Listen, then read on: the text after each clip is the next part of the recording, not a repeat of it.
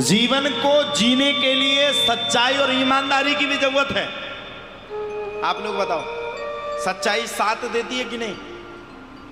झूठ कभी साथ नहीं देगा। झूठ तो देगा, एक समय तक साथ देगा, फिर उसके बाद विपरीत दिशा में चला जाएगा।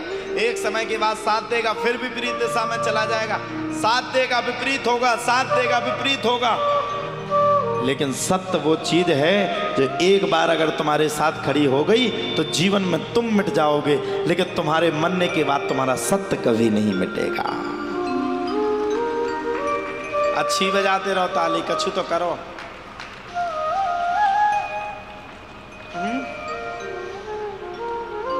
ये सत्य है। और कहा भी गया, रामचरितमानस में भी कहा गया, भगवान ने सत्य का पालन किया। गोस्वामी तुलसीदास कह रहे हैं, धर्म न दूसर सात समाना, धर्म न दूसर सात समाना, आगम निगम पुराण गाना, आगम निगम पुराण बखाना, परहित सारा से धर्म नहीं भाई, परहित सारा से धर्म भाई। देखो कितनी अच्छी बात कहा, धर्म ना दूसर सत्य समान है, भगवान ने कहा है। भगवान कहते हैं जीवन में कुछ कर पाओ ना कर पाओ, लेकिन जीवन में कभी झूठ मत बोलना,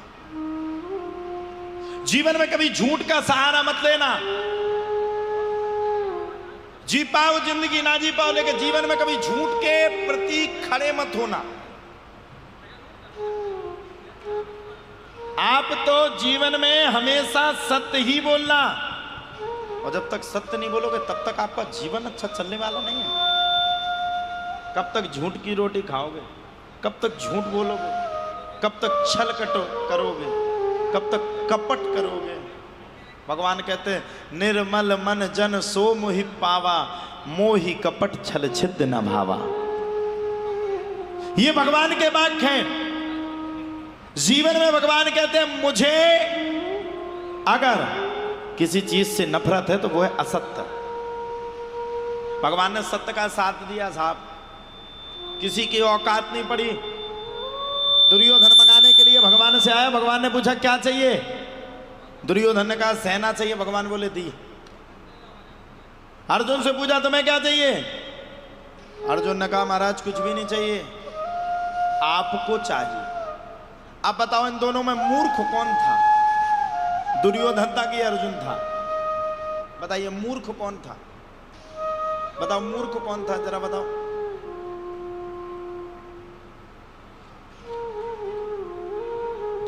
कछु बगल में इशारा करके कह रही है मूर्ख, बताइए ना।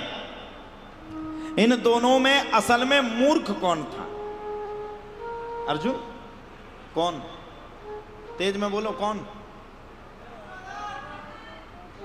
इतने तेज कौन बोला भाई, पता ही नहीं चला। दुर्योधन। दुर्योधन मूर्ख क्यों था बताओ साहब। जहां लड़ने के लिए, जहां जिसका रथ भगवान चला रहे हो, जहां जिसके रथ की नौका विहार भगवान कर रहे हो, जहां जिसका रथ भगवान चला करके खड़े हो, भला उसका कोई बाल वाका कर सकता है? ताली बजाना बाद में मैं बता देता हूं आप सबको, सुनो। भगवान ने दुर्योधन को यह बात बता दी कि दुर्योधन को बड़ा घमंड था, मैं सेना से युद्ध को जीत जाऊंगा। सेना जुटाने में लगा था, भयंकर सेना ला रहा था, दौड़ दौड़ कर सेना जुटा रहा था, ला रहा था, जुटा रहा था, ला रहा था। कहां तक लाएगा? भगवान ने भी दुर्योधन को अपनी पूरी सेना दे दी, ले जा रख ले अपने पास।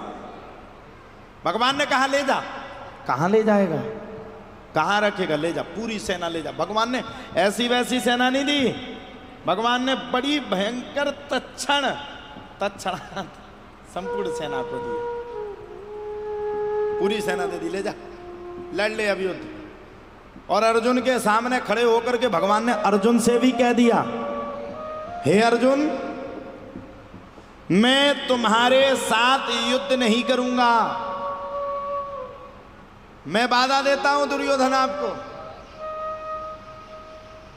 मैं सातों के जब तक युद्ध चलेगा, जब तक मैं एक भी बार अस्त्र और शस्त्र को नहीं उठाऊंगा। ये भगवान ने कहा। बताओ साहब, सिर्फ और सिर्फ अर्जुन तेरा रथ चलाऊंगा और कुछ नहीं करूंगा। आप लोग सही बात बताना, सब लोग बैठे हो, क्या भगवान नहीं होते तो क्या पांडव इतने बड़े युद्ध को जीत जाते? बताइए, भगवान नहीं होते तो क्या पांडव युद्ध को जीत जाते? कभी नहीं जीत सकते थे। बार बार बचाया किसने? भगवान ने।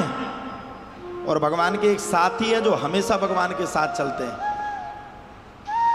पीछे विराजमान है, ये विराजमान है। अर्जुन को अपने आप में एक दिन घमंड आ गया, पूरा युद्ध हो गया, युद्ध भूमि पूर्ण हो गई, कुशलता हो गई, लड़ाई झगड़ा जो था वो पूर्ण हो गया। अर्जुन को अपने आप में अभिमान आ गया, ये युद्ध मैंने जीता। भगवान ने पूछा, भगवान तो सबको भांपते हैं, भगवान अर्जुन को भी भांप गए, समझ गए, भगवान अर्जुन को भी जान गए। भगवान ने अर्जुन से हाथ जोड़ करके पूछा, बताइए अर्जुन, क्या कहना चाहते हो? अर्जुन कहता है, केशव कितनी बड़ी बात है, मैंने इतना बड़ा माधव, मैंने इतना बड़ा युद्ध जीत लिया। जो अर्जुन की प्रवृत्ति थी ना, वो हम लोगों की प्रवृत्ति भी है। जो अर्जुन का सोचना था ना, वो हमारा भी सोचना। दुख आएगा भगवान के ऊपर डाल देंगे, और जीवन में सुख आएगा, वो कहेंगे वो तो हमने जी, हमारी वजह से हुआ। ये सुख हम ना कहते तो कभी जीवन में नहीं होता, हम ना कहते कभी जीवन में नहीं आता। भगवान ने बताया अर्जुन को, भगवान अर्जुन को लेकर के गए, भगवान ने अर्जुन को लाए। बताओ अर्जुन, कैसे युद्ध जीता तुमने? सामने जो एक खाटू श्याम की मूर्ति आपके सामने विराजमान है, बर्बरीक भी आ गए, बर्बरीक भी सामने खड़े हो गए। ध्यान से सुनना, कथा बहुत अच्छी है। बर्बरीक भी खड़े, भगवान भी खड़े, सब कोई खड़ा, और सबके खड़े होने के बाद भगवान ने सबसे हाथ जोड़ करके पूछा। भगवान ने बर्बरीक से भी पूछा।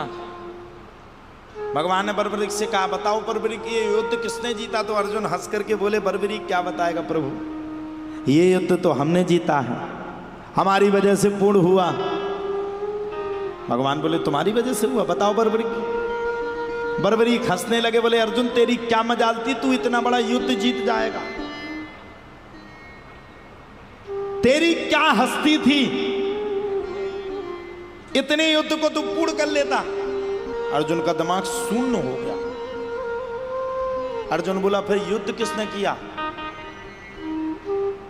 बर्बरीक ने कहा, ये युद्ध ना तो अर्जुन तूने किया, ना तेरे भाइयों ने किया, मैंने तो देखा वहां पर, ये युद्ध तो भगवान श्री कृष्ण के साथ में जो सुदर्शन चक्र था, वो बराबर लड़ रहा था।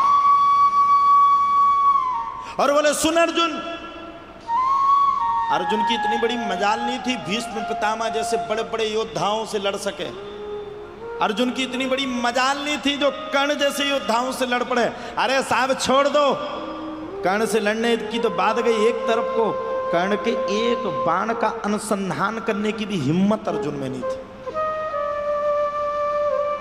ध्यान करो, आप लोगों ने टीवी में देखा होगा, जब कर्ण ने नारायण अस्त्र का प्रयोग किया, जब कर्ण ने नारायण अस्त्र का प्रयोग किया तो भगवान ने उस नारायण अस्त्र के सामने खड़े हो गए। अर्जुन तो उसी समय मिट जाते। और जब भगवान नारायण अस्त्र के सामने खड़े हो गए, तब वही नारायण अस्त्र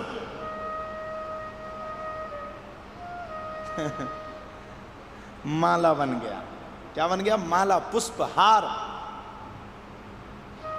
अब जब इतना सब कुछ हुआ, अर्जुन का घमंड शांत हुआ, तब भगवान ने कहा, बर्बरीक ने कहा, अर्जुन जिस अभिमान को लेकर के तू यहां पर विराजमान है, तुझे अभी तक पता ही नहीं।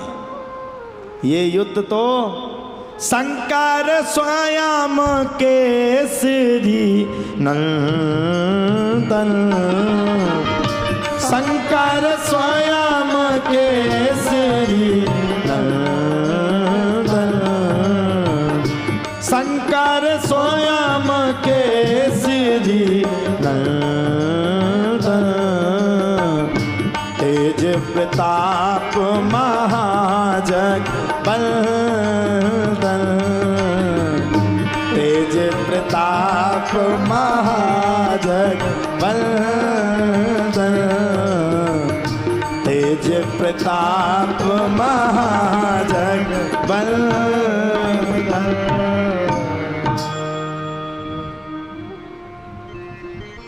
महाराज, ये युद्ध तो किसी दूसरे ने लड़ा है। अर्जुन का सामने दिमाग गया, अर्जुन ने जाकर के सामने देखा, सामने भगवान के अर्जुन के उस रथ पर हनुमान जी विराजमान थे। अब मोहे भरोस हनुमंता,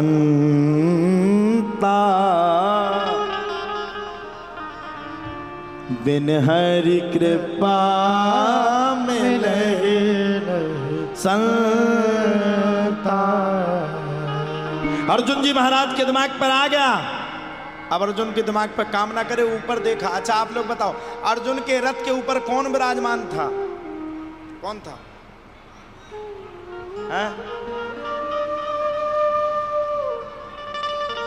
कजू कह रहा है, हमें तो नहीं पता, पड़ोसी विराजमान होगा।